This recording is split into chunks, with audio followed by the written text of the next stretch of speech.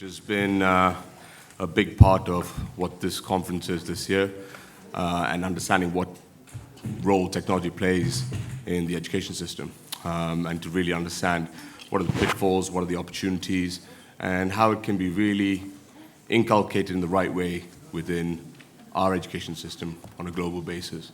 And we've got some phenomenal speakers with us today, and I just want to say thank you very much to them for taking time out to spend time with us. And just to introduce the speakers individually, Dr. Carla Aerts, apart from wearing the coolest glasses at the conference,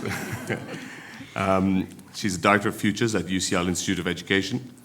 She's a pioneer of digital publishing and product development and has worked in international digital learning space for over 15 years. Mr. Philipp Schmidt is Director of the Media Lab Learning Initiative. His work spans technology-enabled learning systems. He's a leader in digital credential systems and also a co-founder and board member of Peer-to-Peer University, which provides access to online higher education. Shankar Maruwada is the CEO and co-founder of EdTech. Shankar is an entrepreneur and marketing professional whose experience includes large-scale projects such as India's National Identification Program. We have Justine Cassell, who is an associate Dean of Technology Strategy and Impact at Carnegie Mellon University, as well as Director Emerita of Human Computer Interaction Institute. Justine co-directs CMU's Simon Initiative on technology-enhanced learning and was previously at Northwestern and MIT Media Lab. Hanna Dudich is a teacher and a finalist for the 2017 Global Teacher Prize. Rania Hadi is the head of Google for Education for the Middle East and North Africa. She has been with Google since 2003 and has held several roles in the organization. Just to give you an update on how this process will run, each of the speakers is going to speak to about between 6 to 8 minutes. And after that, I'm going to open up to questions to the floor so I can get as much conversation as possible. Right. And up first, I would love Carla Aerts, please. Thank you. Thanks, Jay. Hello, everyone. It's a pleasure to see you all. I had a bit of a problem kind of working out what to do in this session. So for about a week, I was thinking, I'm going to do something about data and data in education. That'd be really cool. And then last night, I thought, you know what? I'm going to tell you a story about my local rural school and a project that we did and actually how the lack of technology enhanced that project. But it's also very much about the future because it's all about the kids in the school. So I'm a governor for a local primary rural school with 40 kids spread over 2 classes. So you've got the really little ones who still suck their thumb and curl their hair up to year 3, and then you've got the rest of the school in another class. So you've got a big age spread in 2 different groups. And one of the challenges that the school threw at me was like, okay, you're a governor and you work in education and technology. Can you please come and do a STEM day? And it's like, oh my word, a STEM day. But basically, I did 2 half STEM days, 1 in each class. But I kind of took a bit of a STEAM approach rather than just a STEM approach.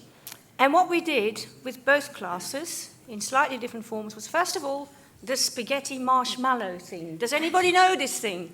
Okay, so we did the spaghetti marshmallow thing, and for the tiny ones, I got straws because they don't break so easily. So we do forest school in that school as well, which is like every Friday afternoon the kids have a field around the back of the school where we go and dig the Nile and build pyramids and do all sorts of projects. So we had a project around the pyramids and the Nile a few weeks before, which I also happened to be at. So with the little ones, I said, remember the pyramids we made and how dirty we all got? Oh, yes, yes, yes. So can you now make the pyramids with marshmallows and straws or spaghetti? Oh, yeah, great. So I made them do it collaboratively. So it was all about solving the problem together. And they came up with the weirdest pyramids I've ever seen in my life, but they were absolutely amazing. And one of the bigger kids with his friend, he kind of made this connection of connected pyramids that sort of took the whole back of the classroom. He couldn't take it home, it was too big. So that was great, and they had to tell us then how they built the pyramid. The next thing we did with them was, okay, now you've got to kind of go and build, actually no, not build, you're going to draw a robot. These are kids, from 2.5 to about 7 or 8 drawing robots, and had to draw them together. That bit didn't quite work as well with all of them as I had anticipated. But they drew the most amazing robots. And so then they had to come and tell the whole class what their robot was doing. So I'll give you one example of a little boy who actually finds it quite hard to speak, but he drew the most amazing robot. And what he'd done was, lots of, it was quite humanoid, and had lots of little buttons on its belly. And he obviously does karate. And what he wanted to do was have a karate robot that could teach him better karate. So the robot would show him the move, he would press a button, he would then video what he'd been doing, upload it to YouTube, watch what he'd been doing, watch what the robot was doing, and sort of do it all over again. So, a nice little ecosystem, an EdTech ecosystem that this little lad had designed for himself. Absolutely amazing. So the next morning I moved to the bigger class. We do the spaghetti test only, and we build a tower. So they have to get the highest tower. Now, one small group, they were actually really clever, and I kind of had to tell them, you can't really do that. They felt that it was constantly falling over. So what they did was they put the tower on the ground and put a bit of sellotape around it to stick it to the table, and suddenly they had the highest tower in the classroom. So that was the manual test. And I then gave them a task to work in groups. I printed out little sheets of paper with the shape of an iPad screen. And I said, can you please design together an app that will help you learn, or will help you read, or will help you do something that you feel is beneficial to you when you have to come to school, or when you have to do your homework, or when you have to learn your lessons. And can you then tell us what you did? Now, what I saw there was baffling, and that's where I'm coming to my argument now, because I'm a strong believer that we need to involve those learners into what we do in EdTech and in how we design our EdTech, because what I saw was absolutely amazing. So these kids, two girls had designed a book club. 4 kids by kids. Not just a book club like getting Harry Potter and all the kids' books, but actually having a whole ecosystem around that book club that was going to allow kids to write their story, to submit it for curation and editing to the book club, run by kids, for kids, and then they were going to publish the story online, on the app. So amazing. And they did that, this is also the point, in 20 minutes. So that was what I did with the kids in a school that's virtually got nothing, in a school with mega problems, where there's a huge diversity in terms of those who have and those who haven't. So rural poverty is quite acute. But, that is what we did. And my argument is, when it's all very well as talking about, let's design wonderful EdTech, let's please start with them to help us do it. So that's what I wanted to say, because that's where our future is. Yeah. Thank you very much.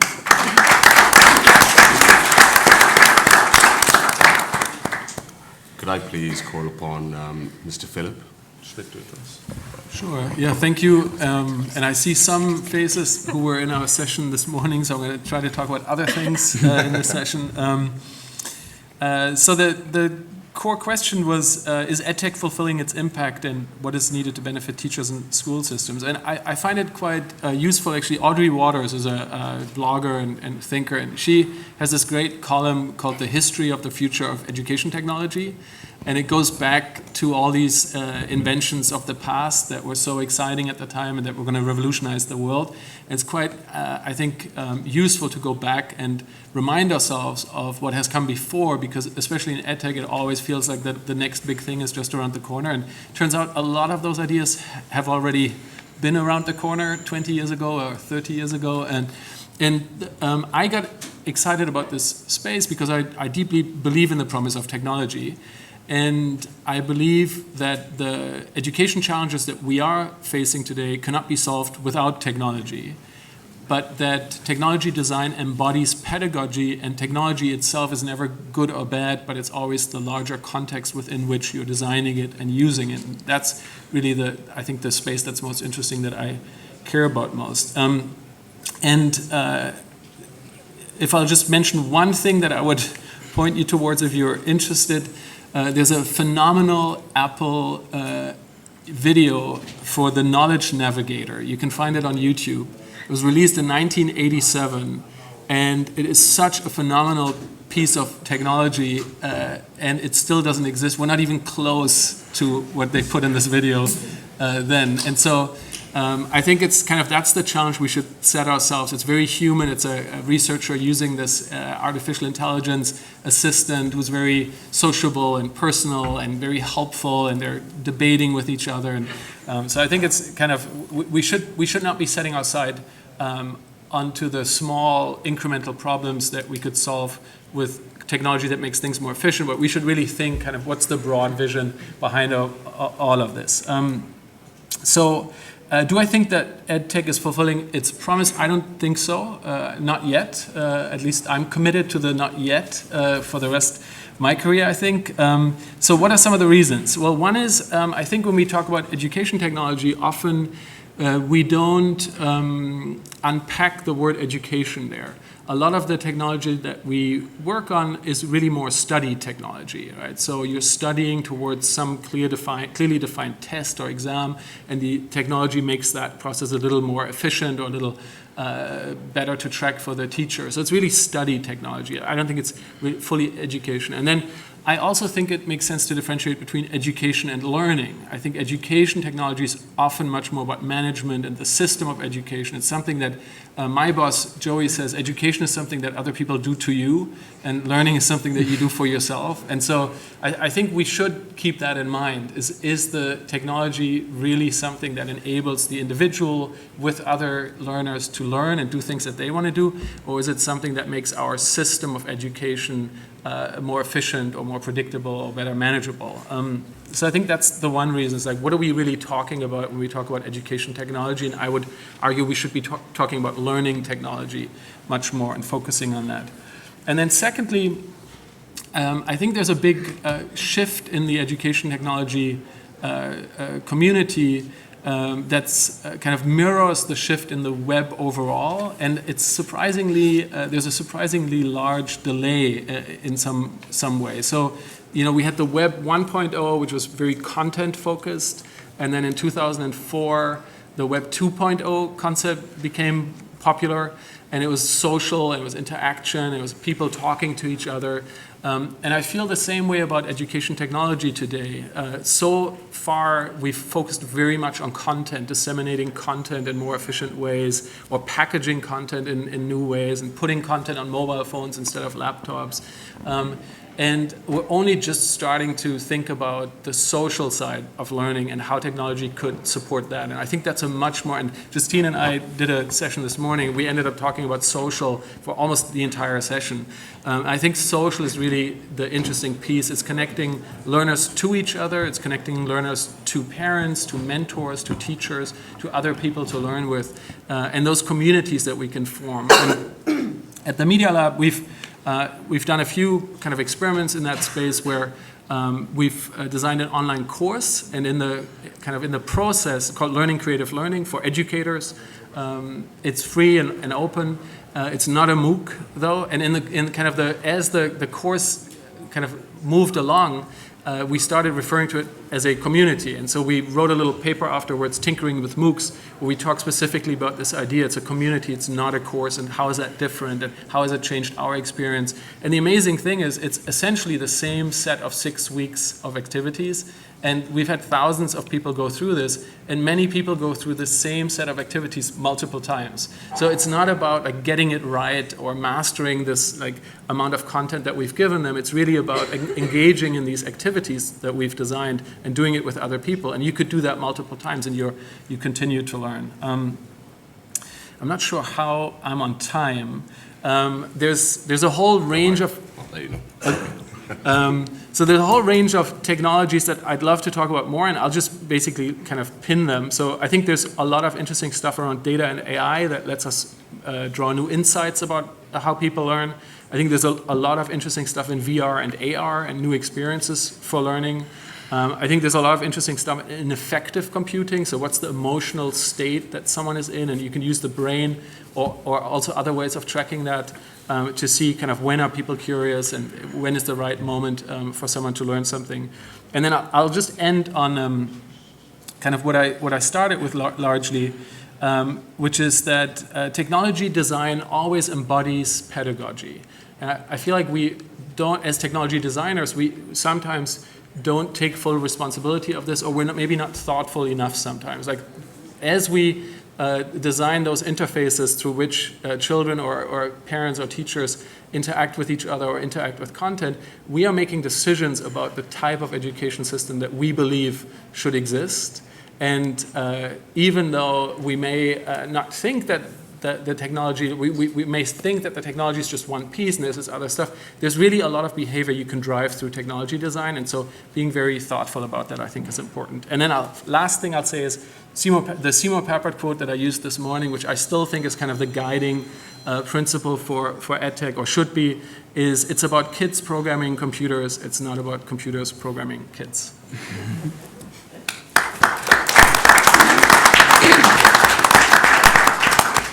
Thank you very much, Philipp. That was really interesting. And being a school operator, I kind of resonate with that. You know, technology can definitely help improve educational challenges.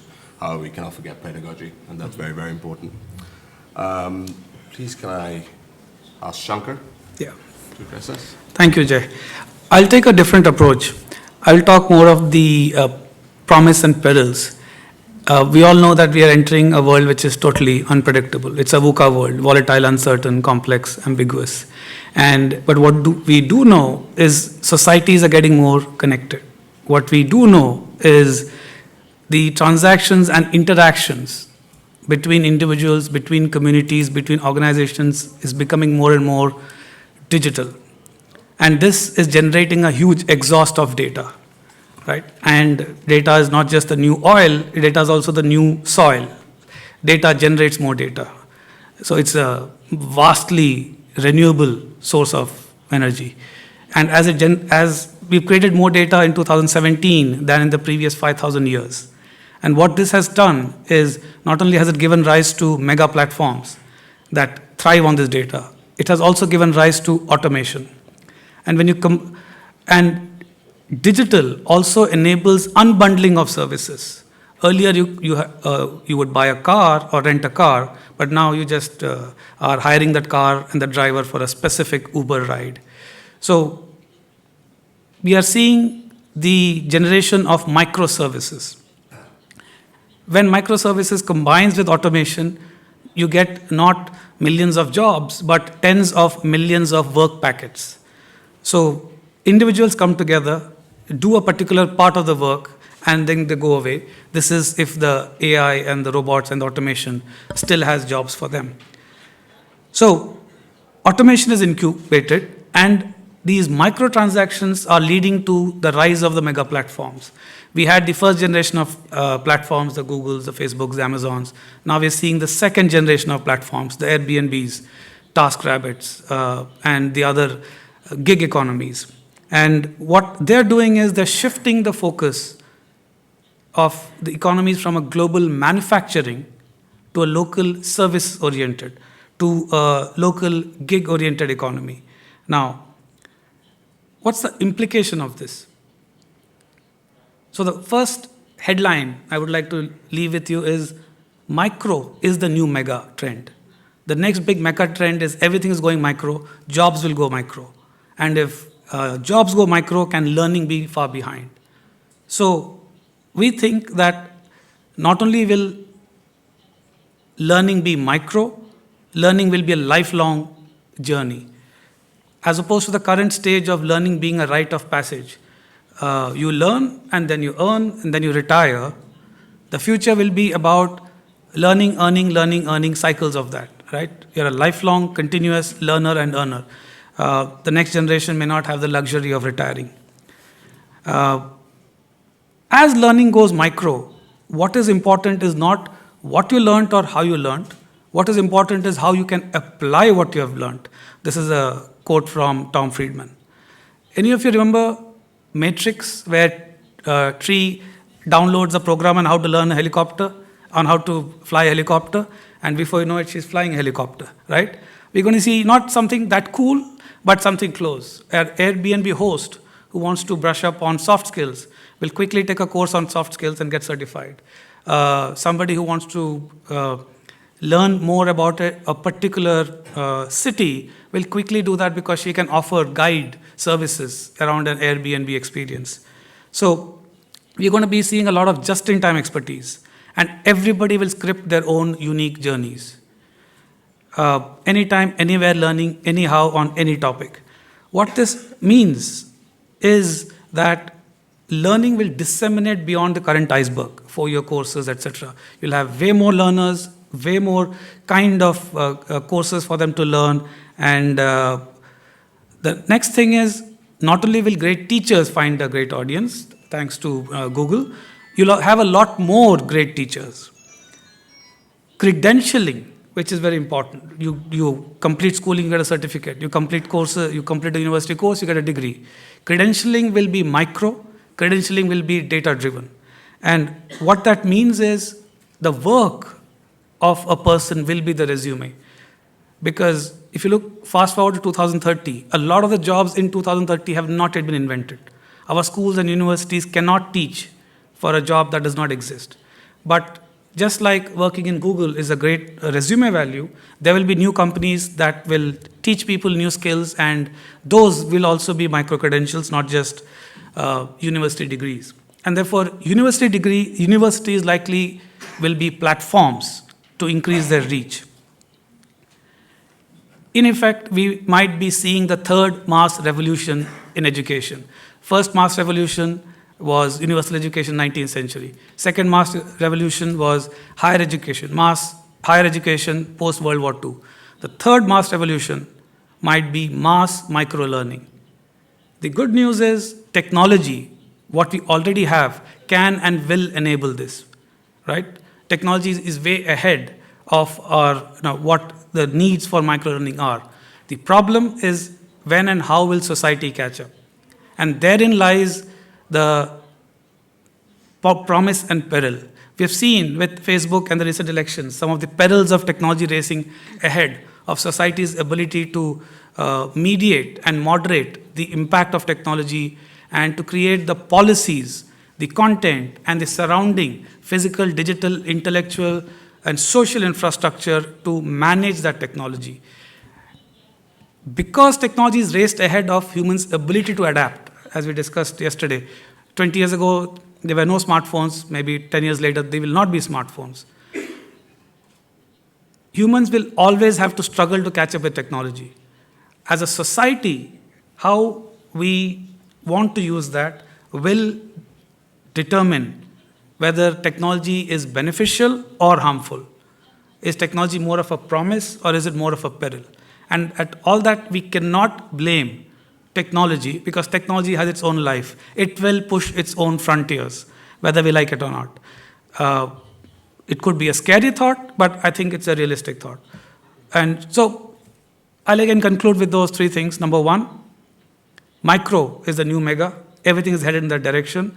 Number two, learning will be micro, and we're possibly looking at the third mass revolution of micro-learning. And fourth, the frontiers of technology will be determined by society's ability to manage technology. Thank you.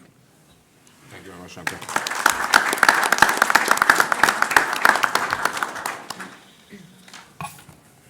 Hanna, please may I ask you to address the audience?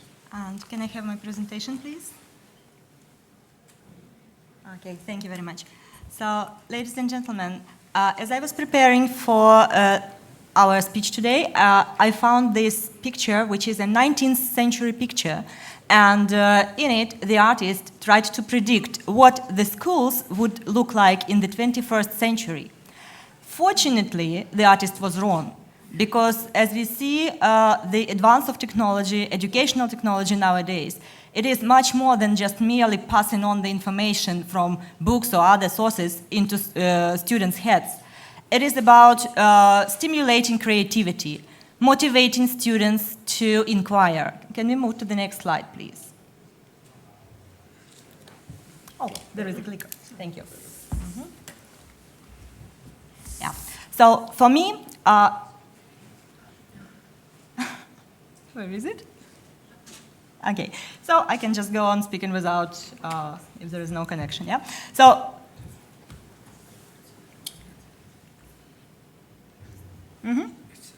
yeah, this one, that's what.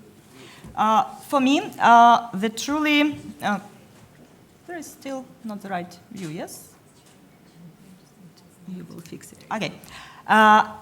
A good example of a truly innovative learning environment, which is a technology-enhanced environment, is a Future Classroom Lab, which is the initiative of European SchoolNet in Brussels. And what makes it so innovative is not the technology that you can see there, but the way this technology can be used. Because in this Future Classroom Lab, you can see different learning spaces which meet the needs of all the students and which support different learning styles. For example, in the Investigate learning zone, children become active learners. They, with the help of technology, they make discoveries themselves. In the Create zone, children use technology to create something. They use technology to develop their soft skills through project-based learning, through teamwork. In the Present zone, students use technology to try to learn how to address different types of audiences, both face-to-face and online, through websites, blogging, podcasts. In the Interact zone, the teacher uses technology to promote interactivity among students in the classroom.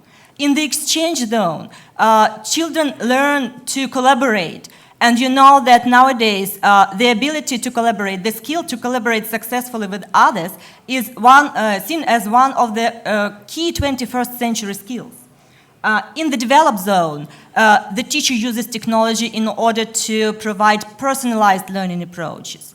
Such learning environments already exist in different countries. There are a lot of schools which have lots of equipment, modern equipment, but truly transformational use of technology, creative use of technology by educators is still not a common thing. Teachers need to be trained how to use the limited resources they have to provide really innovative learning environment which will support all the students and meet different learning needs of different types of students.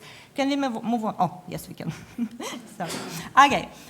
So as I see it also, the technology of the future, educational technology, should boost creativity. And this is just one example from my school. Children, with the help of technology, need to be able to combine the knowledge that they get at different academic subjects. For example, kids learned a novel at their lesson of literature where the main character crossed the sea by boat. It's a fiction. They don't know what that boat looked like. So they imagined the boat and printed the boat on a 3D printer. And that is actually what happened in our school, in our class. And the 3D printer is not just bought or received somewhere. It was assembled by one of our teachers, just from the details that he had. Also, I think that technology of the future should provide opportunities of collaborative learning experiences. And here I'm talking about such platforms like Penpal Schools, for example, that has already connected about 250,000 students from 150 classrooms through online curriculum. And by studying that curriculum, students learn both digital skills. They learn to be digital citizens and respect the opinions of the others. And they also learn soft skills and such skills as empathy and the ability to understand people with different cultures, different beliefs, different religions. So in such a way, they are better prepared for the future, what we are talking here about. Another thing is empowering children to make real changes, because children nowadays, they don't want to be passive. They want to be active change makers, and they need tools, digital tools as well, in order to make it possible to change the world. I'm talking about such tools like, for example, Map Your World Network. And this is a digital network which empowers children to explore issues that really matter, like clean drinking water, food justice, equal education for everybody, After exploring these issues, children use tools like, for example, smartphones or tablets and special software to analyze the data and to start a campaign then, a campaign for real change, for change in their community. And there are a lot of examples of successful campaigns. Also, as we prepare our students for the next, our generation for their future, we cannot stop thinking about developing global competence. And developing global competence would be impossible without the ability to connect classrooms from different parts of the world. And such programs as Generation Global, for example, or Mystery Skype help us to do this, and we need more platforms like this. Because, for example, if children participate in such programs as Generation Global, they do not just talk to each other over video conferences. They engage into serious dialogues about issues that really matter, and they tend to understand each other better. If you have a look at this map, the country in the middle from which all the arrows are going is my country, my home country, Ukraine. And the arrows are pointing to all the countries to which we connected our students in just 2 years' time. And you can see the topics that the students discussed with the help of video conferencing. The topics such as human rights, women's rights, diversity, topics like charity, for example, or such interesting topics as expressing beauty through art and architecture in different cultures and religions. So you can see that children need more digital tools to be able to discuss such issues. But also I would like to say that as we speak about the benefits of using digital tools and technology, we should not forget about children who are situated in places, who live and study in places where the access to broadband internet connection is limited or maybe absent in general, because such kids tend to be left out of the process, so they are staying just outside of this global dialogue. And also, we should not forget that technology, educational technology, should be accessible to children with special learning needs. And let me just give you one example. Out of a great number of Skype sessions and Google Hangouts that we had with my kids, connecting them to different classrooms in the world, one session definitely stands out. 3 classes were connected. A class from Ukraine, a class from the United Kingdom, and a very special class of hearing-impaired children from Russia. And those kids, they overcoming all the difficulties that they had, they joined the global dialogue. And they even, with the help of Skype, with the help of technology, sang a Christmas song to us, to other participants of the Skype conference, through the sign language. And with the help of this Skype session, my students on that day learned a very important lesson, that if you really want your voice to be heard, even the absence of voice cannot stop you. And I would like to finish my speech with this picture, which was taken here at GESF last year. People in it are top 50s from the previous years. They are all teachers. And with the help of this picture, I want to tell you that behind every piece of educational technology, there is a teacher, passionate about what he or she is doing, and doing all the best to help their children thrive in this diverse and very rapidly changing world. Thank you.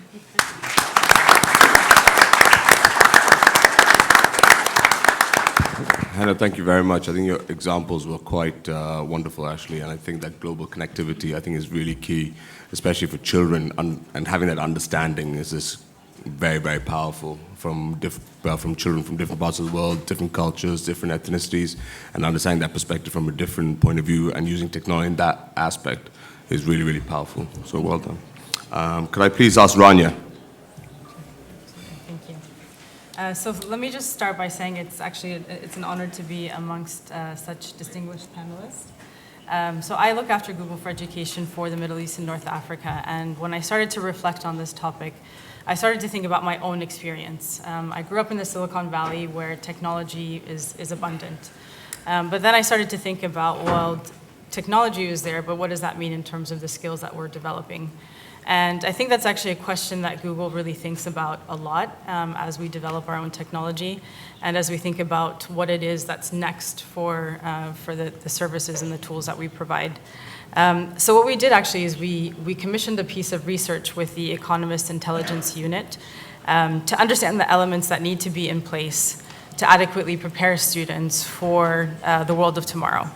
And I think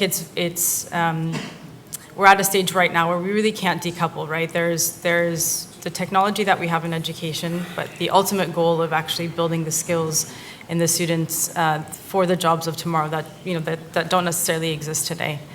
And so that piece of research looked at, so there was a literature review, there were in-person interviews, there were surveys, and a few key findings actually stood out. So naturally, as you would imagine, for teachers to have the autonomy to decide what they want to do within the classroom is a key component in ensuring that 21st century skills are actually implemented or supported or developed in a school. But technology actually also stood out as a very key factor in making sure that students have what they need in order to develop those skills. And I think that goes back to, again, teacher autonomy and also autonomy with students as well. So I have some details about the research, and I'll just share sort of a few kind of bullet points around it. The majority of educators were in agreement that it is crucial for teachers to consider 21st century skills, not as the only thing needed to develop students, but as one component in developing a full sort of individual. A range of teaching strategies are also really, really crucial and necessary. And then technology and things like budget can be enabling and can be constraining as well. But around teacher autonomy, some of the sort of teaching strategies that were really proven to be the most effective in developing modern workplace skills align with a couple of different areas. So things like active learning or project-based learning, cognitive activation, and personalized learning. And ultimately, we've sort of taken this information and thought about what does that mean in terms of the tools and the products and the services that Google provides for schools specifically. Just one more data point that I wanted to share is that the majority of educators who were participating in that piece of research realized that they wanted to adopt some form of new technology, but actually getting to that stage or deciding on how quickly to move, there was a lot of discrepancy around that. So some felt that really strongly that it was necessary to move very quickly, and others were much more hesitant to make that change.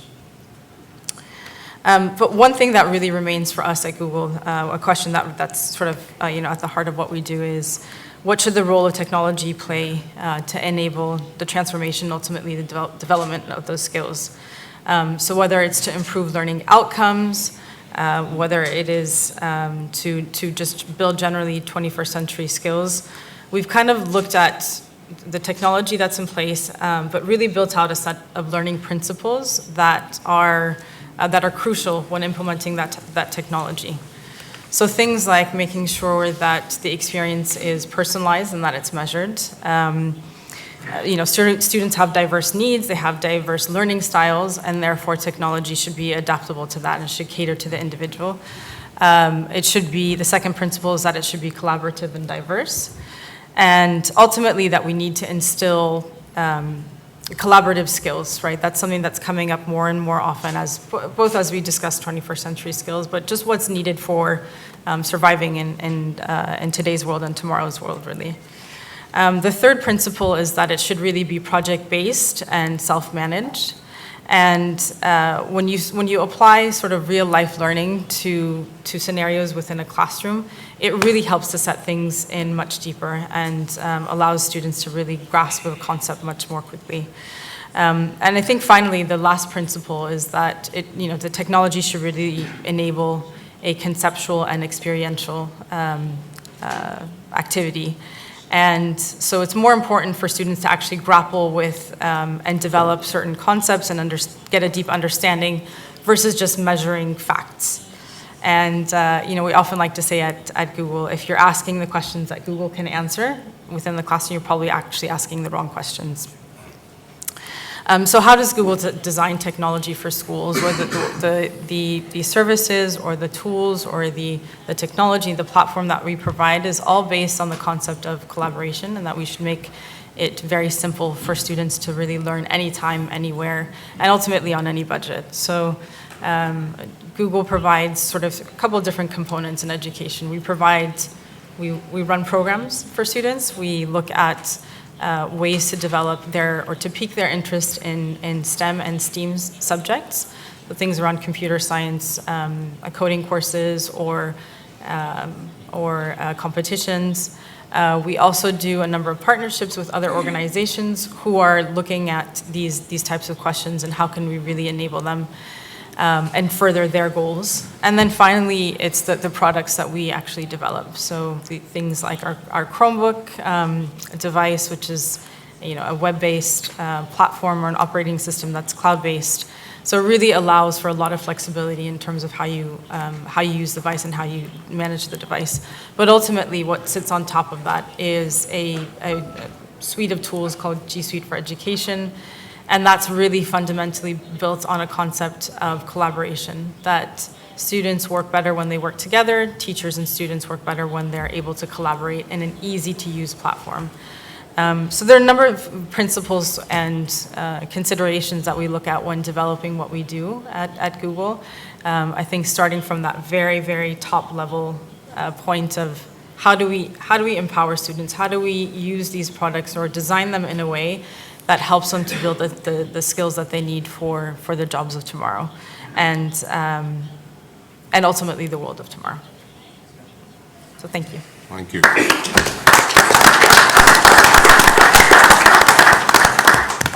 Rania, I think your point on experiential learning is really, really cool. I think a lot of kids nowadays, I think they focus a lot on just the exams and stuff, and it'd be great to give them a new sight of, experiencing the learning in a really practical way, so they can really see true examples of what it actually is to learn this concept or topic and stuff. And we see a lot of that going forward. That's wonderful. Could I please call upon Justine? Thank you. I kind of feel like we're a bunch of snake oil salesmen, that we're sitting up here saying, buy this will make you happy, this will make you feel better, and it's all going to be okay. But I'm not sure it's going to be okay. I think it depends on us. And I want to show a vision here that could be a dystopia or a utopia, and talk about what's going to lead us to the dystopia and what's going to lead us to the utopia. In 1994, British Telecom asked me to fly to Australia and meet with the CEOs of many major companies and talk to them about the internet. This was 94. And the questions I got were, thank goodness you're here. I have been worrying about whether I need to fire everybody under the age of 20 in my company. Is my secretary going to be able to learn how to use this thing? And he or she did, undoubtedly. And it's very hard for me to get a grasp on what you're talking about, because no one seems able to tell me who owns the internet. And these questions seem silly to us today, but they didn't seem silly to us always.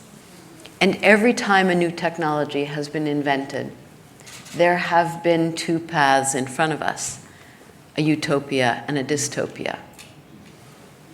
A very long time ago, the director of a monastery wrote that the printing press was destroying religion, because when monks did not engage manually with the parchment on which they wrote their documents, they would no longer truly feel inside their connection with God. And we might find that funny today. A mother wrote into a newspaper and said, my children have murder on the mind, and I know it's those things. I know it is. And that was 1942 when she was talking about the radio. The same thing in 1967.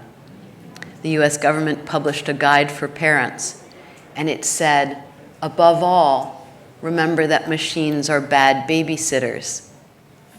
Love your child. And that needed to be said out loud.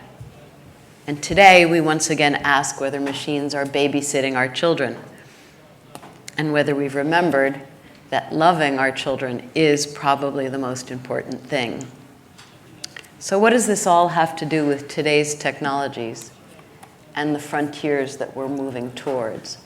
I don't think in this panel we've really talked about what we mean by technology, because of course this is an excellent teaching tool. It also, in some of the schools I've worked in, has been used to stab people. Me, among others. And is that the technology? Should we remove pens from all classrooms? What about books? How many of you have ever seen a book flung to the floor? Actual question. How about a book flung at the head of another child? Your classrooms are so much better behaved than mine. Is that actually true? How did I end up in the classrooms I ended up in? So what I mean by this is, and I always wonder, every time I go into a plane, you know, and we're not allowed to take a knife, I always wonder about the pen. I always wonder why the pens aren't removed from us, because they're at least as sharp as knives. So I'm showing you a picture of a technology that's maybe a little bit radical, because it has 3 children playing together. And one of them is alive, and the other 2 are cartoons. But the 3 of them are collaborating.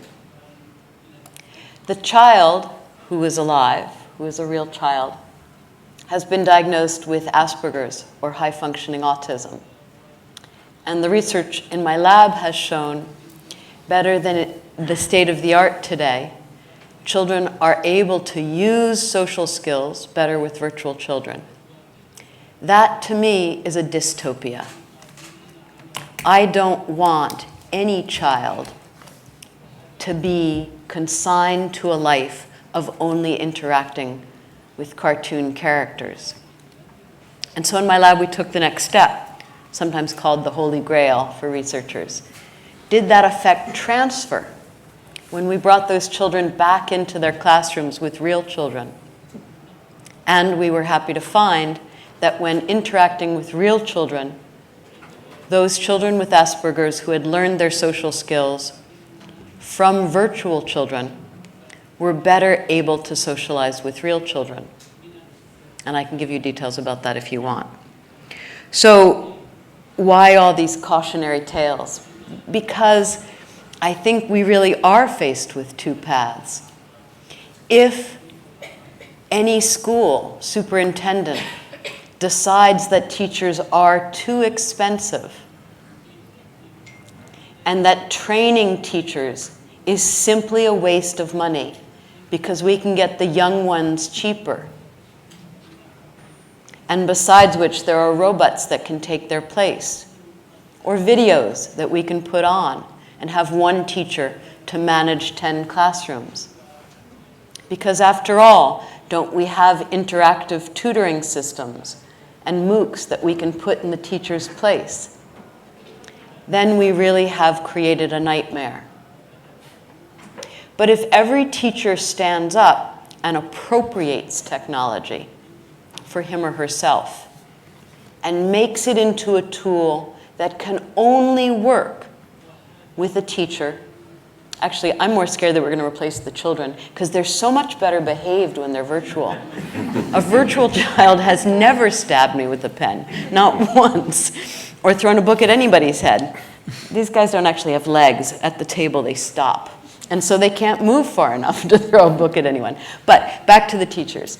So if we appropriate technology in our classrooms, if we only, as superintendents of schools, purchase technology that helps to train teachers in continuing education to become better at their craft if we continue, or maybe if we start to pay our teachers a living wage and invite them to collaborate with us on building technologies that work for their particular educational context and the particular children they teach, then we're on the road to a utopia.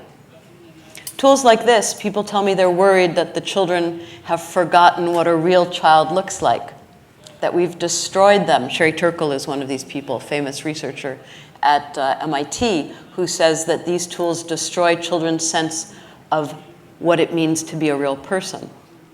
On the contrary, what we find is that they can build empathy and a sense of what it means to be human and what we care most about, which is the relationships between us and others.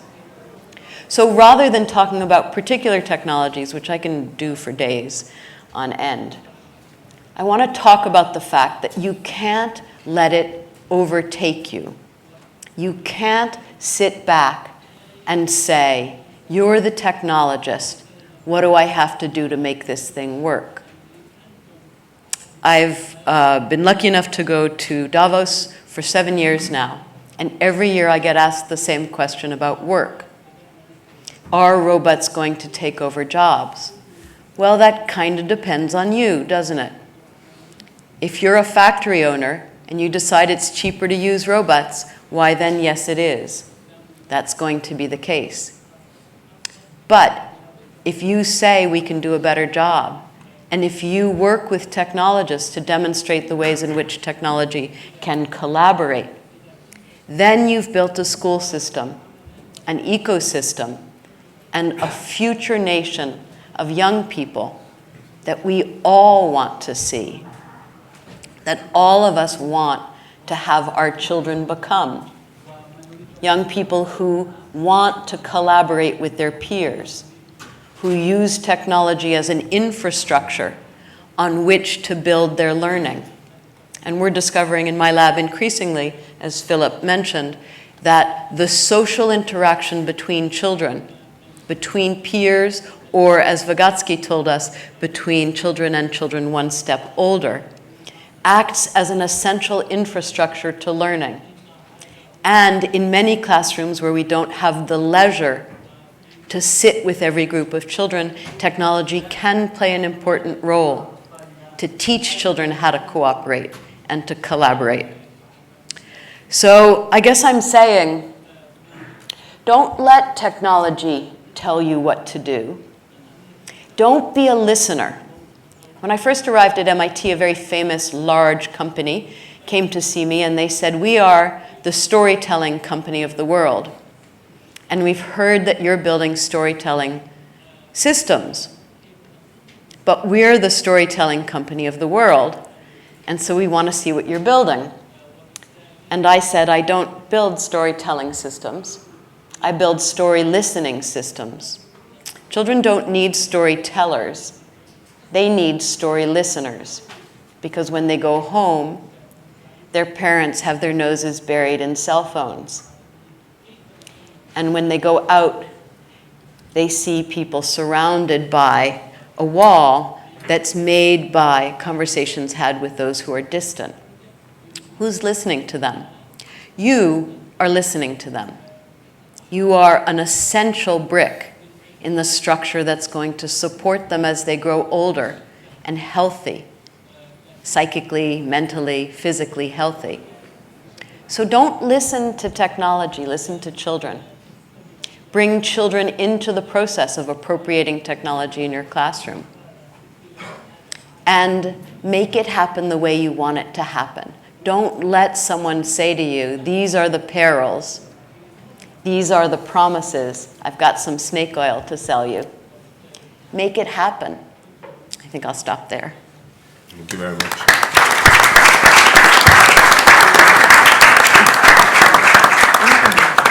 Thank you very much for that, Justine. I'm a big advocate of that. We can't alienate our stakeholders, and we need to bring them along the journey to where technology is going, and I think that's very, very important. We've got about 15 minutes left, and I just want to open out to the floor for any questions for our 5 speakers, and I think there's a mic on either end. The gentleman in the front, the second row. First off, thank you so much, guys. Great session. I think I'll take things that three speakers mentioned and tie them into a question if possible. So, Hala, you first mentioned that the teacher, behind every EdTech there has to be a teacher. There is. You mentioned, Justine, that the teacher needs to appropriate technology. And to kind of as a counterpoint to that, Shankar, you mentioned that technology is rushing ahead of civilization as we catch up. So what I'm thinking is, now we've been working, my name is Joel, I work with Zaya Learning Labs. So we've been working with teachers and helping them adopt technology for some time. We find children are very good at adopting technology. That's never been a problem. But getting teachers, especially first generation learner teachers, let alone first generation tech learner teachers, has been a very, very large gap to fill. And that's why we're looking at, where we might be able to make the difference. But I'd love, from your points of view, from this for the entire panel, including you, Jay, what could we possibly do to help teachers bridge that emotional journey? I mean, if you have specific ideas, that'd be wonderful. From our own perspective, from running and operating schools, I think one of the things I said just earlier after Justine's comments was that I think if you do onto teachers, I think that's when you lose them. And you need to bring them along the journey. You need to explain them why we're doing this, why technology is can be supportive and a tool for you guys to be more impactful from a classroom perspective. And in the past, when we were, schools were growing in different parts of the world, you could never just input what you thought was appropriate for the school without bringing them on the journey, and you kind of lost them. It's there, but they never use it. And that's kind of the worst thing possible, correct? And once you bring them on the journey and bring them on that whole path, we've had much more success. And these could be simple things. It could be like just back-end platforms or something like that. But that's when we found success. Bring them in through the journey, and then we had phenomenal adoption. They started to understand what the benefits were, and rather than being so scared of it, and so on and so forth. But I would love to pass it on to the... Okay. Since you asked some specific examples, let me walk you through what's happening in India now. So, as Justine said, there's a 500-year-old technology called the printing press, which churns out textbooks. And there is a 60-year-old technology called the television, through which we're used to watching videos. So, in India, 6 states have started printing textbooks, which have QR codes, one for every chapter, such that when a teacher opens up a government app, scans the QR code, it opens up content on how to teach those topics better. This is meant for government schools, which are low budget kind of things. And a lot of teachers in India, because government salaries are good, have a smartphone. And they are interacting with each other through WhatsApp to understand how to teach difficult topics. So a 1-degree separation from what you're used to means that you have a smartphone, you can take a photograph, you're used to a textbook. So taking a photograph of a QR code opens up videos on how to teach that particular topic, curated by the state's experts. So the existing system is using technology to do what would otherwise take lots of teacher training at a point which is just in time, when the teacher wants to teach that topic. So that's one example. Another example, which is the other extreme, which is technology-led, is figuring out through AR, VR, explaining to the teacher how to teach, spending a lot of money, not realizing that it is maybe taking away the agency of the teacher. So completely second what Justine said, that it has to start with what do we want as society, right? What do we understand where the teacher is? Are we threatening the teacher? And then, in this case, there was collaboration between not-for-profits, governments, technology companies to come up with this solution, which now the national government is scaling up across the country. So that's one example of a human-led innovation. And I can just give an example how we tried to influence teachers in our region to be more willing to use technology that we are using. We invited them to a masterclass and connected to other teachers, to other classes via Skype, while our teachers from the region were present in our school, and they just saw how excited the kids were and all the benefits that they got out of this conversation, video conversation. So by giving examples from teachers to teachers, because teachers will listen to teachers more willingly, and they will be more eager to adopt what others are doing. Yeah, I also think we really need to think about how we educate teachers, because we kind of still, in most teacher education, don't address the development of digital acumen I'm not talking here about how to use a computer or how to, use a PowerPoint or teach your kids how to use PowerPoint.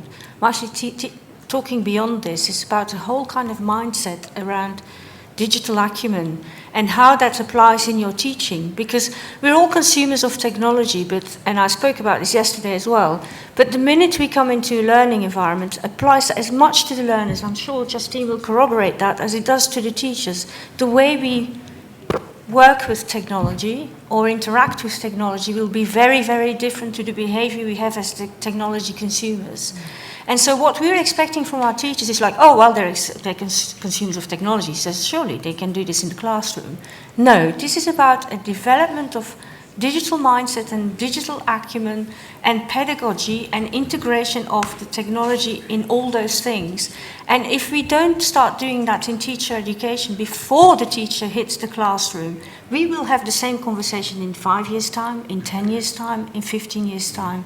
And then we are actually disservicing not only the teacher, but then we're losing the promise altogether, because we're disservicing the kids I was talking about in my little school. And so that is, I think, where we need to look next, is how do we work with the teacher educators to kind of develop that acumen. I want to move even further back in the chain. Any technology that's developed in a lab and has not been road tested before being put in the box is not going to work in a classroom. Because you have curricula. We have, as teachers, curricula that we need to adhere to, that we want to adhere to, that we built, and a technology that lands on our desk. Use this, it'll improve your teaching. But it doesn't have anything to do with what we do on a daily basis, is going to do us no good. So in my lab with my students, for example, everything that gets tested in the lab then gets tested in the classroom, then gets worked through with teachers so that it fits into a particular curriculum. And that means not that it's necessarily easy to use, but that it's meaningful, which makes it easier to use. Any other questions? The lady at the back.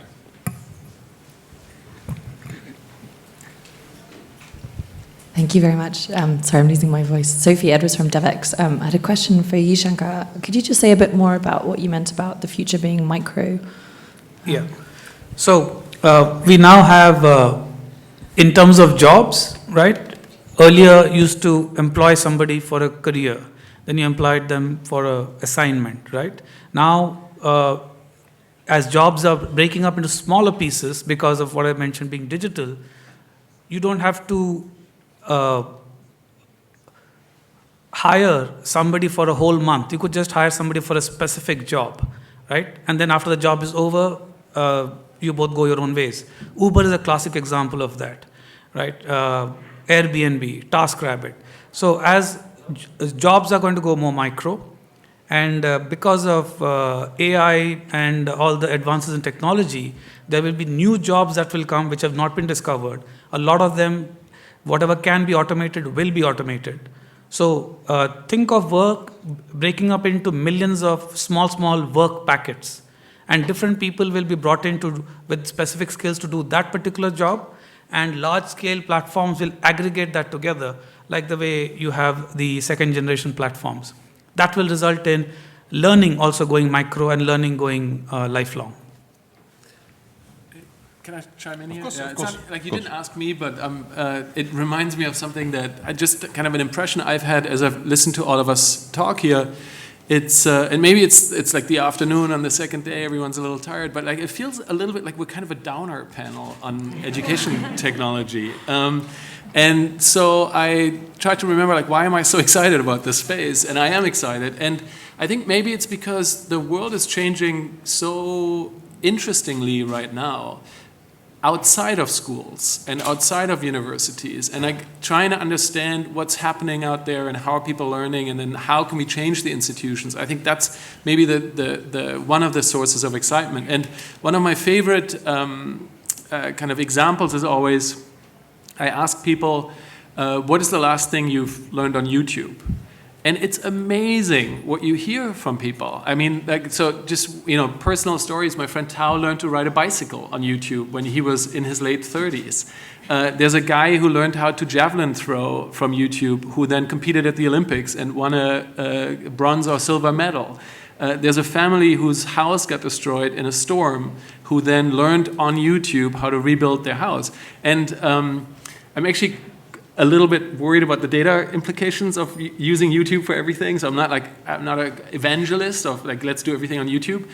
But it's amazing to me, like there's all this learning that's happening that has nothing to do with schools or universities, and we're so stuck in like education has to happen in this particular way, and it gets hard. And then how do we train the teachers, and how do you make sure everyone is on board? And it's like, sure, all of those things are important, but there's also just this like joy of learning, and there are all these opportunities these days that exist that people are taking advantage of that didn't exist 10 years ago even. So I think we want to, we want to keep some of that excitement, I think, and then bring that into the institutions and make sure everyone can use those materials and education can change. But I don't know, I just had the impression that we're kind of, I was kind of convinced after listening to all of us that maybe I shouldn't be doing EdTech so.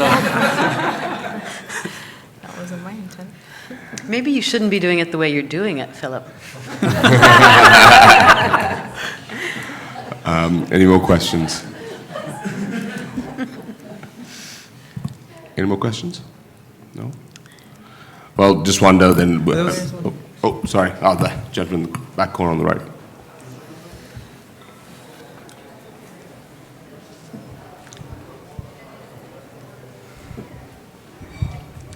Hello, good afternoon. I teach problem solving and project management at university through social challenges. So my students work with social organizations to work on a challenge. I had been 7 years abroad, so I have to readjust to my own Portuguese culture. And one of my challenges has been, how do I teach deep critical thinking in a fast-changing world for students, for a generation that grew up glued on Facebook and are exam-dependent? So how do you, in spite of technology, make them manage it well and be able to also take a step back and know when to use technology and when to just focus? Because I don't know if I was clear on my question. So technology as an enabler, but then again, also teaching them how to critically think, deep thinking, and focus. Anyone? Great question. Should I take a shot? My students and I have been looking at curiosity, and it's been really, really fun. Right now we're looking at 12, 13-year-olds, and it's not something that I ever really thought about. I mean, I was kind of a curious kid. I took things apart, and I know other people who took things apart, and I just wanted to know how they worked, and I kind of took this for granted. And it wasn't until I started working in classrooms and saw the routine slaying of curiosity, thanks to a teach-to-the-test environment that's becoming more and more universal, that I decided that we needed to do something. In the US, and I know less about other countries, although certainly know a number of other countries where this is also true, schools actually get funding as a function of how well their students do on tests. And that's pretty much a good incentive for teaching students to pass tests. But passing tests, while it's a really good skill, like maybe they could take their driver's ed class and learn how to pass that, lots of good skills there. It's not learning to learn, which is what lifelong learning is going to depend on. Do we want to learn? Are we always going to want to learn? What's going to make us want to learn something? And so we've been tracing that back to the roots of curiosity. And we had this horrible week where we started collecting data in schools and in after-school programs, and then gave up and brought kids into the lab. Because, and I've told this example to some of you, because the teacher told the children to divide into groups of 4 and collaborate, and for each of them to take a rock. And then she said, okay, everybody, smell your rock. Good. Now put it down and write what you smelled in your notebook. Great. Now touch the rock. And the kids are like, oh, God. But nevertheless, you know, they have to touch the rock. They touch the rock, write down what you touched, and so on and so forth. And if there was ever any curiosity about what that rock was, it was gone by the time that assignment was finished in the collaborative work environment. And so what we've been noticing is that we need to get out of the way. That, yes, Facebook is a way of wasting time. That doesn't mean that it's killed curiosity in children. We may be the murderers sometimes. We don't have to be, though. We can bring children together and say, I'm out of here, build this. And I don't know how to do it. I haven't managed, but you're going to figure it out. And what we're seeing in environments like that is that curiosity is contagious amongst the children, or that one kid will challenge another, and that'll evoke curiosity in the first kid who will say, I'll show you. And that's what is going to lead to critical thinking and the kinds of skills that you're trying to teach. And it's really simple. In fact, it's going to lead to innovation, which is probably part of what you're trying to grow in these young people. I don't think Facebook has killed it. I don't think it has, and I don't think we need to kill it. Although, it's kind of in danger from a school system that does teach to the test. So I guess what I'm saying is have faith in your kids that they can, and your adult kids in your class, that they can let go of Facebook and learn to be curious, and that curiosity is connected to those critical thinking skills that you're trying to evoke in them. That's, sorry to kind of, but that's exactly why I did with the kids at my primary school what I did, because that's exactly what didn't happen. We didn't ask them to smell the rock and to kind of touch the rock and to then have a kind of existential essay about the rock. We actually asked them, do something together, invent something together, work out a problem. Come to us. If you get stuck, it doesn't matter, but just keep trying and come to us with what you want to do. And you know what? None of the kids got stuck. The only problem one had is that he cut his marshmallow in such small pieces he couldn't use it anymore. But that was the only problem we had in the whole challenge. So just, to corroborate what you're saying, it's about, if you give that platform, and the teacher was around, and the teacher was also kind of making sure they were all right, and, and I was around, and it wasn't non-teacher-led completely, but it was driven by them. And that, I think, is so important when we talk about the technology as well, that, when we design EdTech, we so often design it either without the teacher, or much more often than that, without the learner in mind, or even the learner involved, and that is where we need to go to make it work for tomorrow. Yeah. I think on that note, I think another round of applause for our speakers.